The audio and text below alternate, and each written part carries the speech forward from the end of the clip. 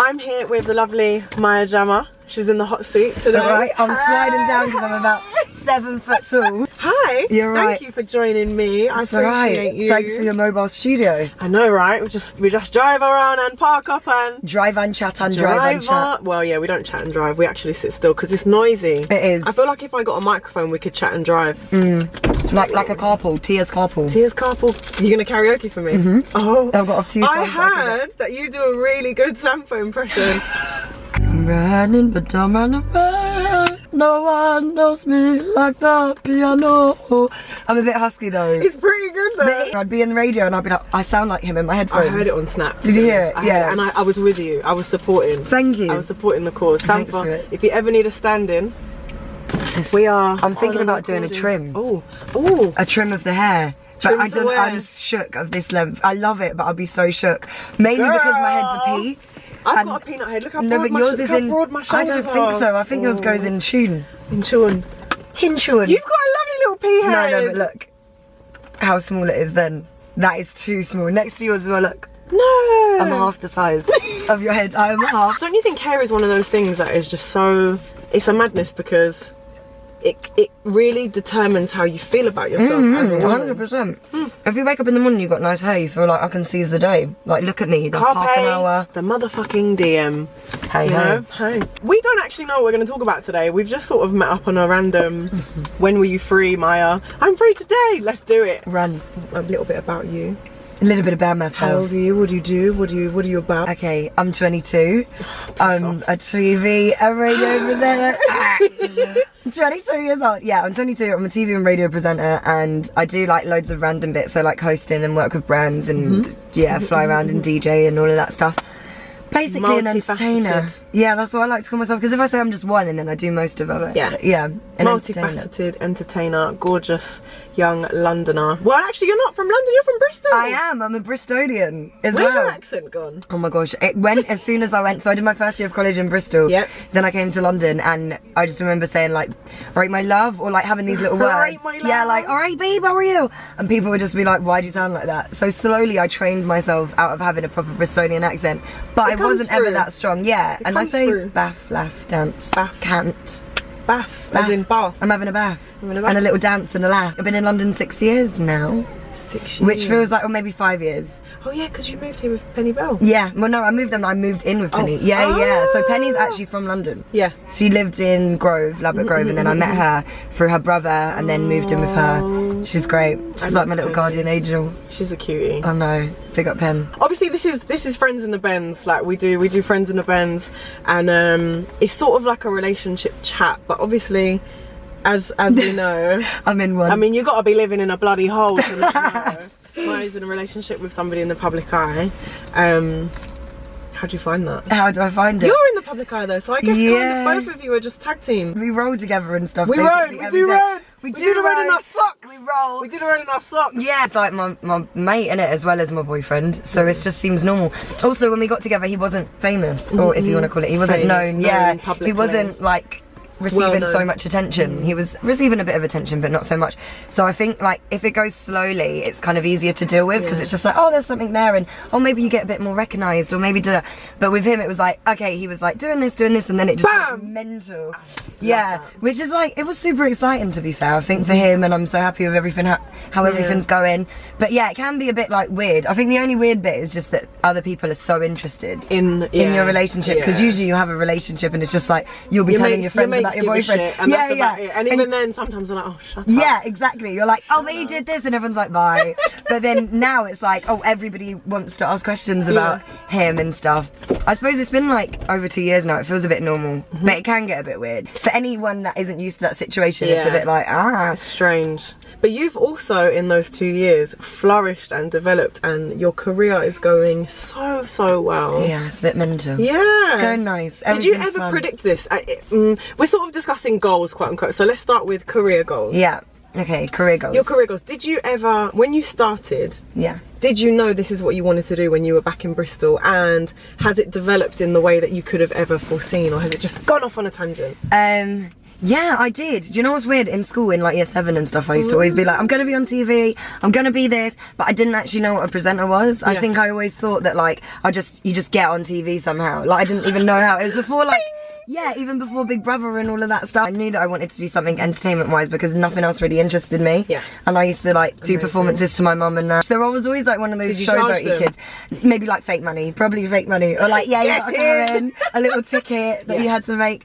Yeah, so I always was into that stuff, but I just didn't know what the path was. I think it's really hard back then as well because you never get told like the steps for stuff. It's always like if you want a job. I mean, I don't even think there are now. Like when girls ask me, I'm like, I don't even know. Like you could do YouTube, you can intern somewhere, you can like hang around someone that you like what they're doing. Different avenues to get into this now, especially with social media. 100%. It's easier now, I think, you know, like than it was when I started because you can just make a whole person, like you can make a whole career from your bedroom. You can do everything. And I started on YouTube a bit, but you weren't getting paid for it then, so it was like I was just doing it as a hobby and to try and get noticed, which still did work. But yeah, I think now you just take it into your own hands, innit? You just go. But it's fun, it's a good job. And so you actually foresaw yourself on the telly, and you wanted that to be part of your job. You wanted it to be your job. Amazing. I think so. So it's nice. I had all these little mind goals as I got like further on. Like, I really wanted to be on MTV when I first moved to London. Like that was my goal, and I used to like pray about it every night and be like, that's all I want. I just want to be on MTV. Like I'll make it. Like I think as well in my mind, I thought then like if you get on MTV, you're going to be like huge. You know, like you have all these little dreams and everything. And I was like, I'm going to be massive if I'm on MTV. And then I got to MTV and I was like, okay, this is sick. And what next? But it's not it's not the fulfillment that you want, and I think that's where like the hunger and the like, you know, what did my friend say the other day? She said, you're ambitious, and I think like that is the right word. Like ambitious, I am, but not thirsty. No, like just you know what you want, and you'll work really hard to do it, but you not sacrifice your it's your having the drive. Having the drive and not trampling on people to get where you want to be, you don't have to be mean. I think a lot of people are confused that you have to come in on some like this is my territory, and you don't, because people just end up not liking you. For everyone. True. There's space for everyone, and I think a lot of the females that I've seen on the come up in our generation, at least. Well, I want to say our generation. I don't even think we belong to the same. We're the same age. Yeah, I just think people in this generation, the females in this generation, are so much more united outwardly, but there's still a fair bit of bitchiness. Yeah. It's weird. In the internal dialogue, which is very, I find it very strange. I think like Twitter is like the place where you always see like little things and you're like, oh, are they indirecting that person? Or like, is that about that person? I could try and say, I think I am really far from all the drama, to be fair, because I don't have that many friends like that. Do you know what I mean? I don't really have, my friends are from Bristol and they're like, so they don't even use Twitter or anything. And then my friends in London are just, I've got like 4 really like proper. And they're supportive and they're genuine. Genuine mates. Nice people. Very important. Yeah, you have to have nice people around you. Like people that reassure you when you need reassuring and not like advise you in the wrong way. Because if you've got someone around you that like ain't really a friend. Talking in your ear. Yeah, they can fuck you up really. Having the mental ability to actually suss out the people, not just the females, but the people that are around you. Because guys are whatless too. Yeah. A lot of guys will have malintention for you. Especially when you're a buffish. When you're a buff when you're a buff fella. But no, it's true, it's hard though. I think it's really hard for young people especially because you don't learn unless you get experiences. So it's like when you see other people going through it, you kind of want to be like, Penny used to say to me, she used to see me going through little things, and she'd be like, sometimes I'd want to just like give you, because I met her when I was 16 as well.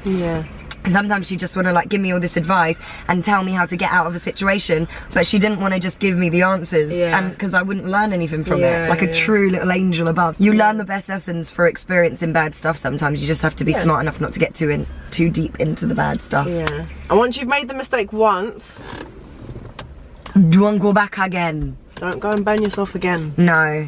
Which is hard as well, because I know that we're all like, but this time it'll be different. Like, because you want to be that person. Like, you want to have faith in humanity. You want to know that, like, everyone's got a good spark. You know what I mean? Have you ever been in a situation where you were burnt?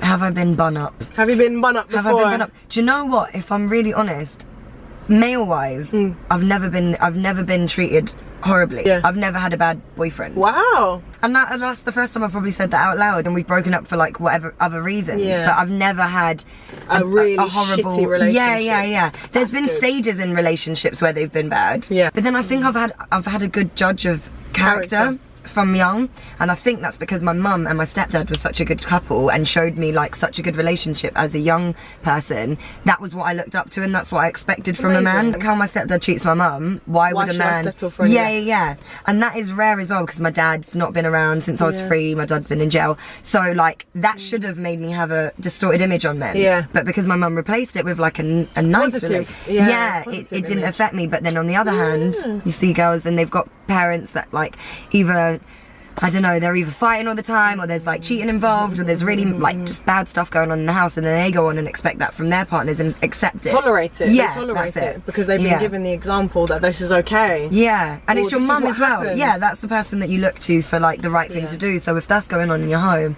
how are you going to know any better? Yeah. Do you set yourself mini targets? Yeah, I do. Mini goals. Mini little ones, yeah. Throughout the year? Throughout, just whenever I've achieved the last one. Right. So like, starting at the beginning, my first goal would have been like to get an agent. An agent will only want you if there's money to want, basically. To be made. Yeah, so they get 20, well my agent manager will get 20%, and then... Which is the norm. Yeah, that's quite normal. And then... But they won't want me unless there's 20% to get. Do you know what I mean? Like, why would you? And the 20% is worth it. Yeah. So anyway, my first goal was like, okay, I need an agent, so I need to make enough money to get an agent, and I need to just do my job enough so that agents want me. Then that happened. I was like, okay, now I've got an agent. I actually need to get her work and get me work. Yeah. So then that was my next goal, just to like have consistent work and leave my job, because I was at Urban Outfitters working. No way. Yeah, on Kensington High Street. No way. Yeah, that was my shop. Big up the Urban crew. Were you at there as well? No. But they're great. Wow. It was fun. I actually loved it as well. I was there, and at the same time I was there, I was in college, and I was working at Jump Off for free. Oh my So God. I'd be like working at Urban Outfitters until like 8, then go to Jump Off till 10, then like the next day have a bit of college, then go. See, this hard work business comes from young, you know, from early. Grafting my batty off. Yeah. It was fun. Like, I actually just remember it being fun, and it was something I looked forward to. So then that was my goal, to leave Urban Outfitters, so I would have like enough money just to like do my job and be a presenter. Like, I'm a presenter now because I don't have a side job, you know, and it feels real because you leave your little side. Yeah, so that, and then it was MTV, and the MTV one was like my biggest one, because it was like, okay, I'm just like a little presenter online, and I need to get onto like a main brand that's like huge and everyone knows, and like then I'll be able to tell my friends like I made it and all of that stuff. MTV, and then after that it was just to be consistent, I suppose, and now it's to have a show on primetime TV. That's my like next Putting goal. it out there into the universe. Maya Jama will have a primetime TV slot. Yeah. By the end of 2017, if not sooner. Yeah, we hope. Hey, let us pray. Yeah. Amen. Putting the vibes out. Yeah. So that's my next little Amazing. goal. What about you? Amazing. For me, I went to uni. Okay. I did the whole What did you study? educational route. I did international. Oh my God, you know how long I studied? I went uni 10 years ago. Stop it. I did international business and human resource management. Okay. And then I did my master's in international business. Smart ones. West Indian family. Everything's a bit pushy. They want you to educate yourself. Education is the key out of poverty. Education. And when I graduated, I was like, I don't want to work for anyone else. I'm not interested. So I looked at what kind of what career paths I could do that I didn't need to answer to anyone, basically. Okay, yeah. And I had always been into blogs, but I just didn't understand the steps that you needed to take to become a blogger.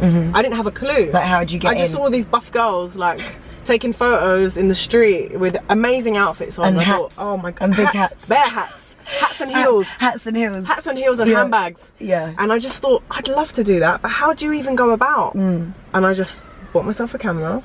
I saved up, bought myself a camera. I've been modelling since I was like 12. Yeah. So I'd saved a fair bit of money, and I bought a camera and I just went for it. And whether the pictures were good or not back then, don't know. Didn't even matter, they're gone now. Yeah, exactly. And you know, you evolve, and for you, I'm sure you look back at your first show and you think, what the hell? I was a mess, and I thought I was so good. Like, there's still videos on YouTube of me, and I'm 17 and for Jump Off, and I'm like, hello, you're right. Like, it's so bad. But it's part of your evolution and your growth. I think it's funny to look back at those things. It is. In life in general, not just with your career, but like, look back at your shitty hairstyle. Yeah. Look back at your badly plucked eyebrows and laugh, because this generation in their contour, and they're not going to have that awkward face. No, you're not. How are they going to even know what your cheeks look like? It's a bit weird as well, because you're like, oh my gosh, like, that person was me, and I didn't know what I thought I knew everything, and I knew nothing at all. You do when you're younger, I think. But it's nice. Same with relationships. Do you ever look back at your prior relationships and sort of not assess how far you've come, or but just as a human being, as a partner, as a girlfriend. Yeah. Have you evolved and changed and looked back and seen where you've been at? Yeah. I think when you're young, you're selfish. Like when I was 16, 17 and stuff, like, well, it's different, innit? Because you've got your first love, where you're literally just like enamored, in awe of everything of them. Like you just love, like that's your forever. You don't even know anything else. Do you know what I mean? Yeah. Like that's your first love, and then you have like your relationship after that, where you think you know, but you kind of get that like some things don't last forever now, and like you're a bit more jaded. You're a bit more realistic. like me. And I think after my first love relationship, I think I was a bit selfish, to be fair. Like I just was like me, and that was also the time when I was starting my career, and I just wanted to like go out there, and I wasn't ready for a relationship really when I got into that one, but I was in it. And I just kind of went with it. But I learned so much from that last relationship. Because they were so full of love and so loving, and I was a bit selfish and a bit like, as much as I loved them, I was still a bit selfish in that. Now when I went into my relationship now, I'm like, I know everything. Like I know the super love side to give, and I know like when to be selfish. Like I feel like I'm like the elite girlfriend now from like my learning. Maya Jama, the elite girlfriend. Don't quote me to that, because sometimes I'm a prick. But I think I'm quite good now. I think I know what to do. I'm still like, you know what I mean, you still do annoying things, but... So this is only your third relationship? Well, yeah, my third proper one. Serious thing. Yeah. But then I don't know what it's normal to have as relationships when you're 22. I suppose it depends on your situation, doesn't it? Yeah, exactly. You could have like There's an 8 year. There's no right or wrong, There's no 16. right or wrong, it's just your experience, and if you've not had a boyfriend and you're 22, that's not an issue. If you've had 5 boyfriends, 10 boyfriends and you're 22, it's just down to your own... And it also depends on them. I mean, you could be meeting some really horrible boys and fall in love with some horrible boys and have your heart broken 6 times. Have you had a lot of people try it with you? Not anymore, you know. Really? Do you know what's so you're funny? Solid. Yeah. They don't want to mess. They're so funny. It's weird, Like I think this is probably the first relationship, but I think it's probably because it's so public. Where I don't get moved to, unless like it's like a foreign person, and they don't have a clue, or like if it's someone that don't know anything, or like an older person, but not really. But I don't go out that much in places where there's I'm not raving that much. Circumstances. So there's not. No, I don't get drawn. Come and see sunshine. Nobody wants to move to me. Look at get it. Look at the glow. No, come back. Look at this glowy complexion. I'm tanned. I'm red. Yeah. Do you get moved to loads?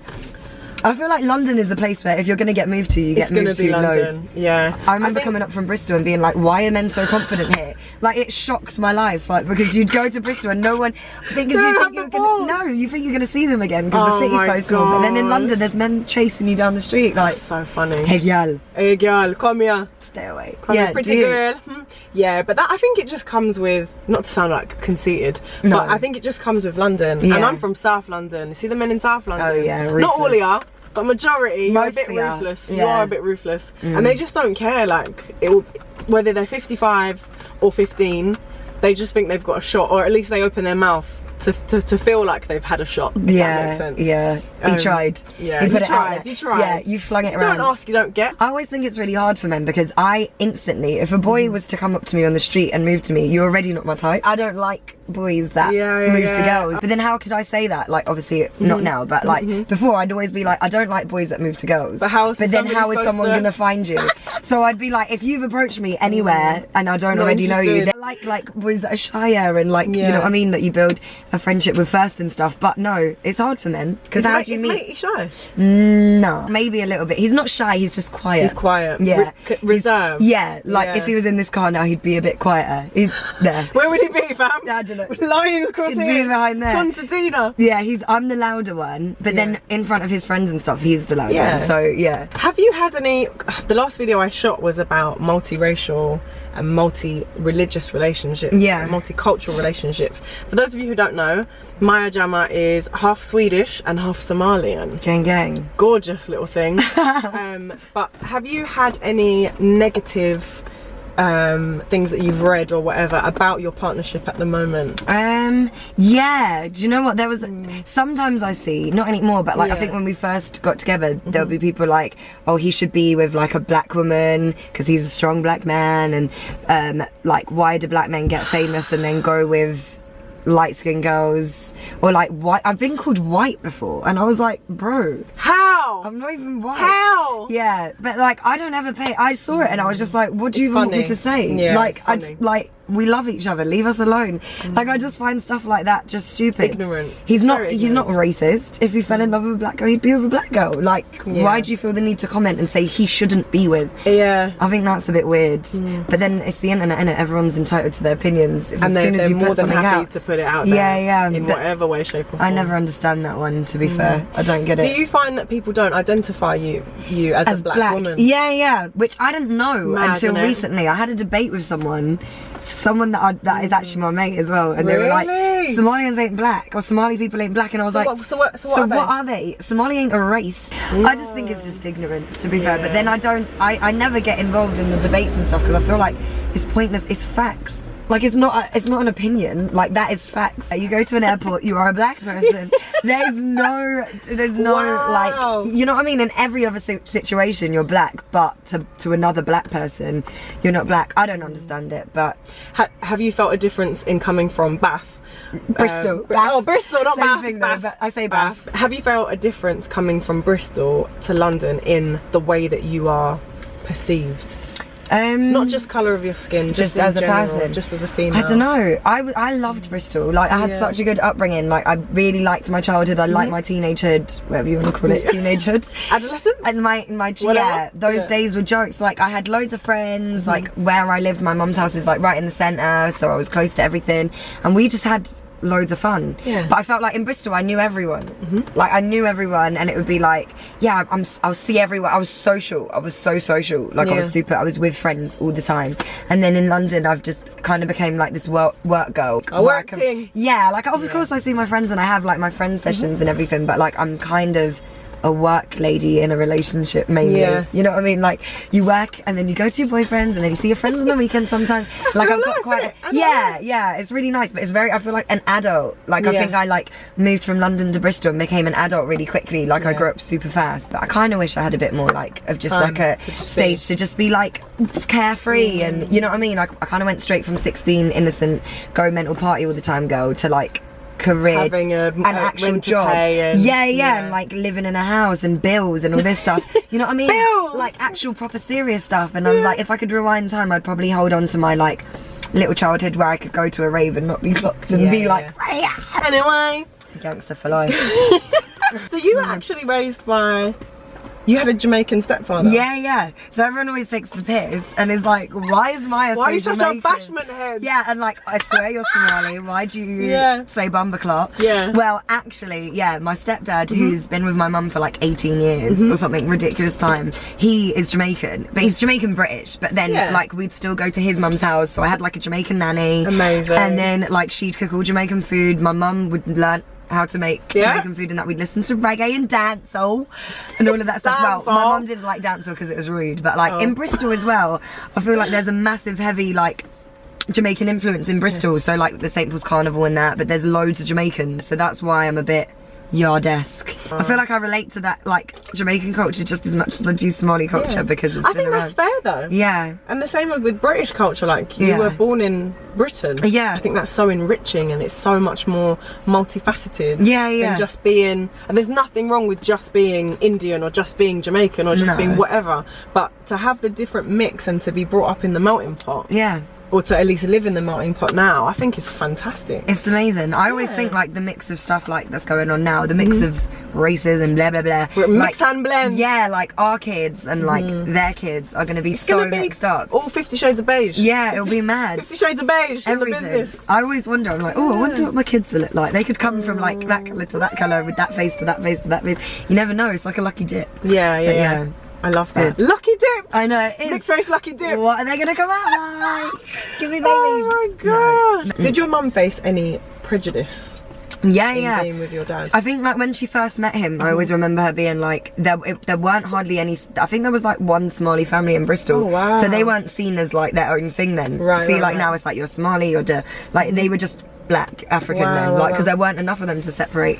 So so when she met him, it wasn't anything. It was just that. And then I think as we got older, so I think I remember her saying maybe when I was like 4 or 5 or something, like there'd be people like, how come you're with a Somali man? Wow. She'd be like, what do you mean? Like my mum's like, she'll argue it back anyway and be like, what do you mean? Like, why are you even asking me that? Yeah, she'll rebel against them kind of questions. But yeah, she definitely did experience that, I think, because there was like a stigma against them, which is just jarring anyway. But everyone had to deal with it. Like, I had it in school where people would like, yeah, there's a boy, I don't even know his name because I would hot him up, but there was a boy when I was in like year 7 or like year 8, and I used to go to this after school club, and he was Jamaican, and he'd be like, I think he like sent a paper airplane at me that was like dirty stinking Somali and go home or something. Oh, wow. And I remember being like, I'm not even from like my house is down the road. Bristol, fam. Yeah, like Bristol, fam. I can't go home. I've never been to I am Somalia. home. Yeah, and I remember being so confused, and like if there was a jokes between people, and I remember like little boys in that, it was blatantly in that little after school club, would like joke and be like, oh no, you can't fancy her, like she's Somali and stuff. Like they didn't fancy me because I was Somali and stuff. And I remember like a few years ago seeing one of them out and just being like, and him being like, Maya, you're alright, you're killing it. Oh, like, but I'm Somali though, do you remember? Like, did you not remember I was Somali? Kids are mean though. But they are. There's kids are dumb and kids are mean. Like they say dumb shit. They don't have a filter. Again, they're just being told or taught, or they just go with the consensus for the most part. Not for real, definitely. When I have kids, I think I'm gonna try and instill in them to go against the grain. 100%. Have a mind my of your kids own. can't be racist or rude. I will not allow it. Like they'll be around so many different cultures and everything that like you can't be. I think that's where it comes from a lot of the time though, being like small-minded and not even their fault, but not being exposed to other people. It's taught. Yeah, it's taught. And you overhear your parents cussing about someone. And if they're ignorant, then you're going to be ignorant too, unless you educate yourself. Which is why I love the internet. There you go. You can hop on YouTube, have a little watch of her, educate yourself. Say, wow, do I need to learn about this? Speak to Tia. Talk to T. Talk to T. Yeah. Get in touch with the Tia. What do you think is coming out of London this year that hasn't been celebrated, particularly in the past? I think, especially with the help of the internet. So I'm always like, the internet's annoying.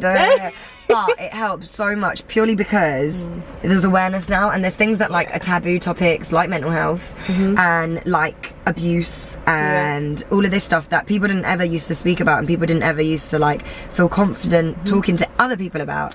It's open now and it's a topic of discussion, and you can literally click and see people that like you look up to or relate to and be like, oh wow, have a chat. They know about that or they understand that. And I think like awareness on a whole of like taboo subjects is the thing that's changing now, and that's the best thing I think ever to come out of the internet, like letting people know that you're not the only one, like body confidence, and you know, that's like, what I wanted to speak to you about today, body confidence, especially like we were just discussing off camera that Maya has lost a little bit of weight recently because she hasn't been well. I've been ill. You have an amazing body. Thanks. It's been amazing when it was slightly more plump.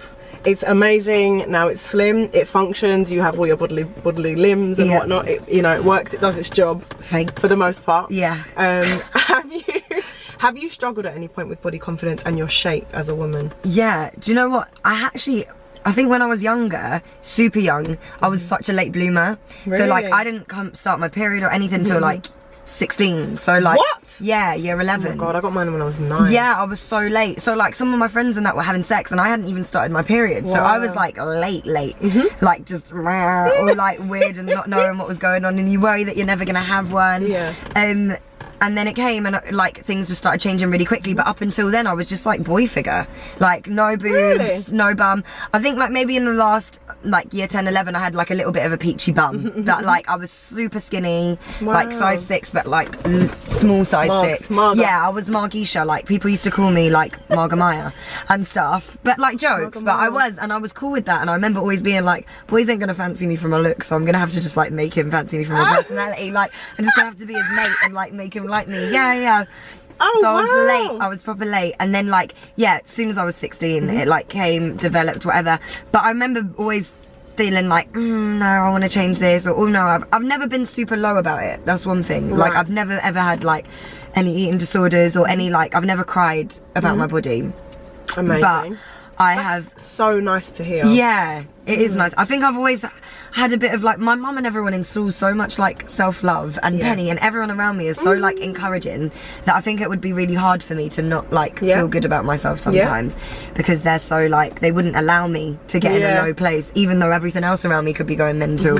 Like myself, like they would always make sure that I felt good, which is amazing. That is the importance of having good people around you. Because listen, let me tell you, some of your friends, I'm looking at you, some of your friends are not actually your friends, and they actually want you to feel insecure. They want you to feel not good about your bum, not good about your boobs, not good about your nose, not good about your haircut, because they are not secure in themselves, so therefore they don't want to see other people around them be secure. And it may not always even be malicious. No, it can be subconscious as well. Like you have friends that don't even realise they're doing it, but as soon as you tell them you're doing something sick, they're like, you know what I mean? Like, and then you get left feeling like, oh, maybe I just don't want to tell them then. Which isn't nice. No, because what if that's not nice for your mates? Or like evil eye.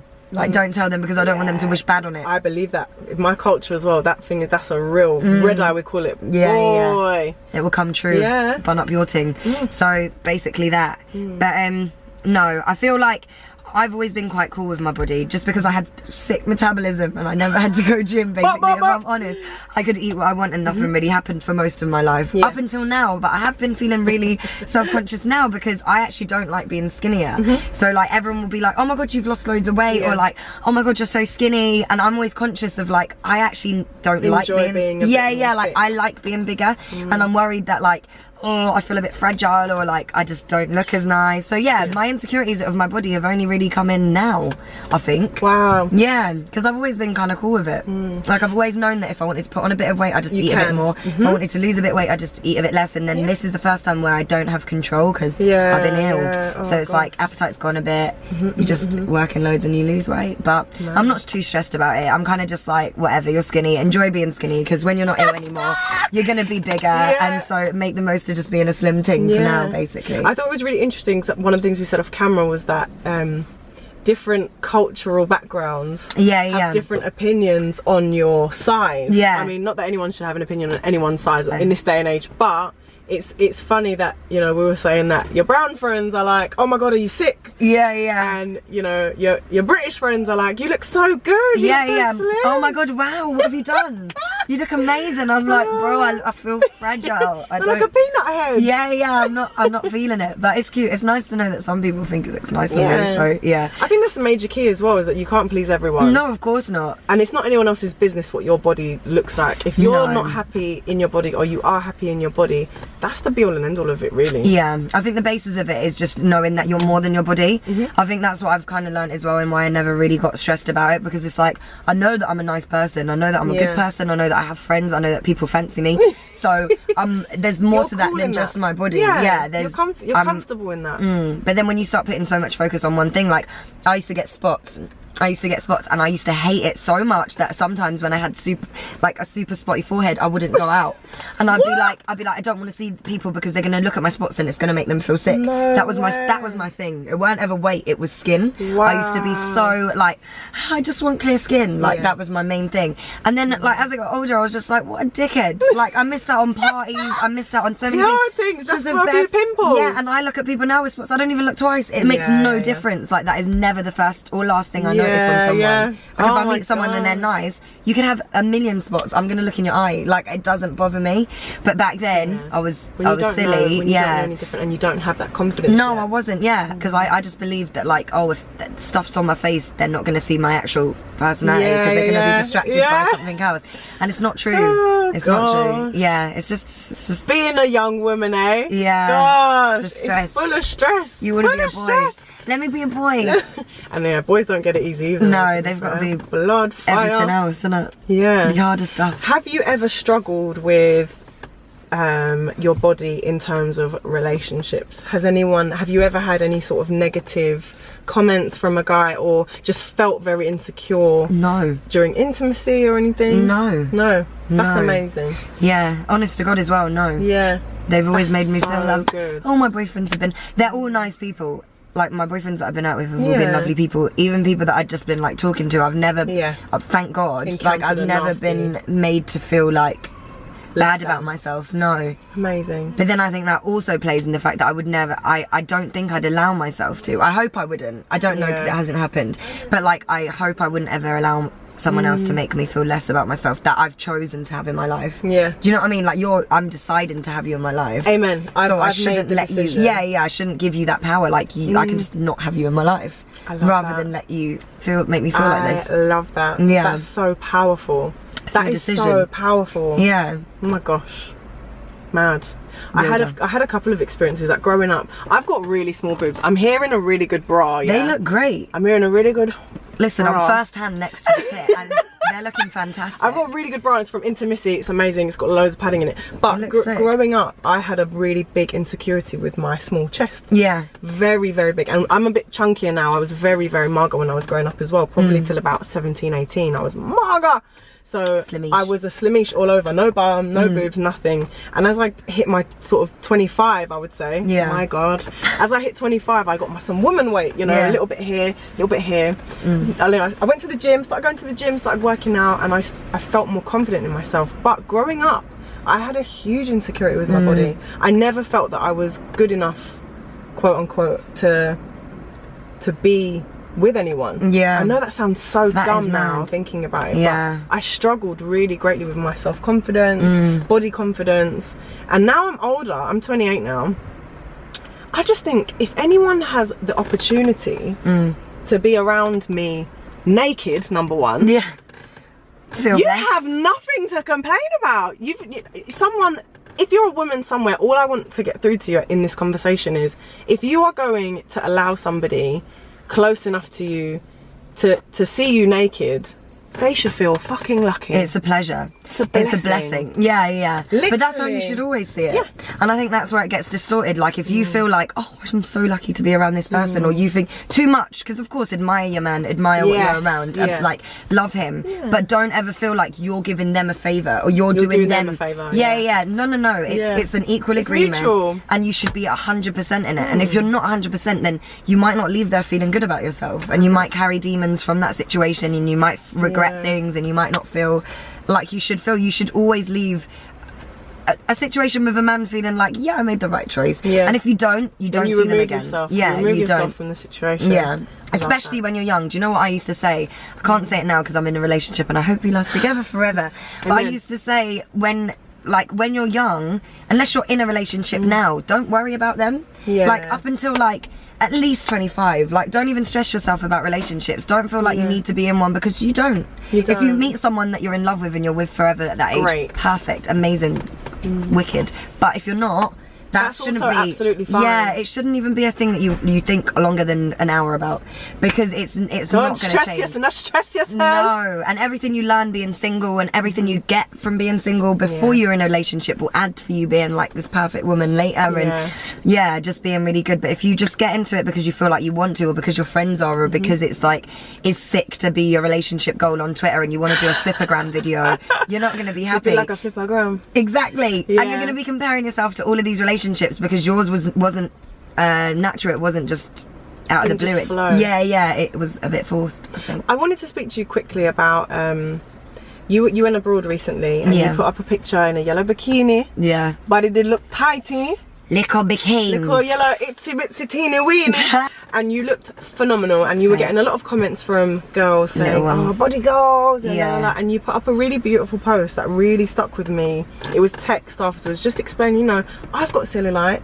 I know my angles. I've twisted and I've turned, and I've made myself look at what I feel is my version of my best self. So don't feel that I'm perfect, because I'm not. It is that. I think it was because I'm used to getting comments from people just like, oh, you look nice, which is lovely, that's fine. But it was when I started getting messages like, oh, I'm gonna starve myself to get a body like this, and it was loads. It weren't just like one or two, it was like at least over like 15, 20. Or like, oh my gosh, like, I'm gonna only eat this, or like, I'm not gonna eat this, or just ones that I was just like, that's not gonna get you that body. That's not gonna help anyone. You can't see a picture and think starving yourself's gonna achieve that. Like, I don't even look like that unless I'm stood in that pose. I don't even look like that. Do you know what I mean? Like, I look like that if I'm in that pose. Sucking in. Like, when am I ever stood like that? You know what I mean? I'm not stood with my hip pushed out to the side, my abs sucked in like that. Like, that ain't happening normally. My hands are up here. That already gives me an elongated belly. Like, and some girls don't know that. Like me and you know that if you pose in a way you're going to look a certain way, but I realise that some of these young girls don't know that like these girls don't look like how they look. There's poses, there's angles, there's filters, there's some people even like chop off their waist and add bigger bums and bigger boobs. Like you don't even know. So basing your image and basing your goal on an image, on a photo on an app, but you can't. And even I get caught up sometimes, like, and I know all the tricks of the trade, and even I'll find myself on someone's Instagram like, I want to look like that. And then I'm remembering, like, bro, you take your own advice. Take your own advice. Like, there are some women, don't get it twisted, that do look like that in real life and are, but cool. Body goals. That's how they're set. That might be other reasons. You know what I mean? Like, if you want to change your body, go to the gym, do the right things. Don't starve-ish. Never starve-ish, man. Don't starve yourself. Because your body ain't gonna get like the one that you want from starvation. You're gonna end up looking like malnourished. You know what I mean? You will. To get the body that you want, you probably, innit? I don't know what you don't want, but you've got to do other things. It's health. Yeah. And again, back to the cultural aspect. What suits Sally doesn't suit Susie. Exactly, because Sally likes big batties and big breasts. And Susie wants to be stick thin. You know? Susie likes a pert little bum. So yeah, it is hard. It's mad, isn't it? I think that's the biggest thing though, especially for young women nowadays. I think that's the biggest like irk, and my biggest like qualm with social media is just that we're constantly forced to look at perfection, and we're never able to see the reality, like unless that person decides to do a little post or post the before picture. You know what I mean? Like we don't get a choice to see that, and you don't even have a choice about seeing the perfection either. You could be strolling through your mate's Instagram that only posts pictures of dogs, and on your explore pages there's you know what I mean, you can't hide from it, so you just have to know in yourself that ain't, it's not reality. It's not the be all and end all of life. And if you don't work on your personality, it don't matter anyway. Yeah, for real. That is a major key. If you are so focused on what you look like and you forget about what's actually going on in here and here, you're doomed. Because a man will take you out and realise, nah, empty vessel. And what can you do with an empty vessel? Nothing. And forget a man, you won't have any friends either, because you just ain't got anything to offer mentally or from your heart. I love Maya to pieces, she knows that already. And it's just been a really like a pleasure to watch you flourish. Thank you. And I'm so, as somebody who's older than you, so patronising. As somebody who's older than you, it's really nice for me to look at you as a woman in her young 20s, fucking killing it. Thank you. And I'm so proud and excited to see where you're gonna head to. Genuinely, you're living your dreams, man. Oh no. And I don't think there's any bigger inspiration than that. Thank you. Look at her, gonna make me cry. Oh, stop! Don't. You have to live your dreams, yeah? Live up your dreams. It's the Muhammad Ali quote, not to be like super I can't remember. Cliche, but I think it's whatever the mind can conceive and believe it can achieve. There you go. Have you ever had a mood board? No. Side note. No. You know, I don't do all the things that I probably should, or that like lead to like good state of mindy stuff. I don't do it. My only key thing that I always say to everyone in every interview and everything is like every morning when I wake up, the first thing I do is list off everything I'm thankful for. That's something you taught me. Yeah, like I either pray it or I just say it, and I'm just like, thank you for this, because sometimes you can wake up in a little bit of a weird mood and like a little bit like, oh, I don't want to get up or whatever, and then you just look around you and like, oh my god, I'm breathing, I've got family, like I'm doing good stuff, I'm not like broke, I can eat, you know what I mean, like all of that stuff, and then you list off my mum's healthy, and then by the time you're finished you're just like, oh, life's alright, man, let's get up, you know what I mean, life's good. So if you are, it doesn't even have to be massive things, it could be as little as like my cat is still meowing, you know what I mean, just anything that makes you smile a little bit. Again, cliche, but there's someone else in the world who's not as well off as you. So just taking the time for gratitude is something 100%. That I learned from you and I've implemented in my daily life. So yay, I love that. Gratitude is the best attitude. It is. Since I discovered being grateful for shit, I'm just like, oh my gosh, life.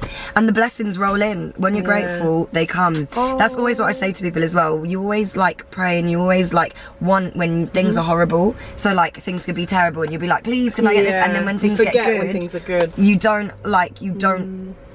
don't appreciate them as much, but you forget how much you wanted them when you were praying for it. So just remember where you were when you wanted what you have. Remember where you were when you wanted what you have. There you go. Bye.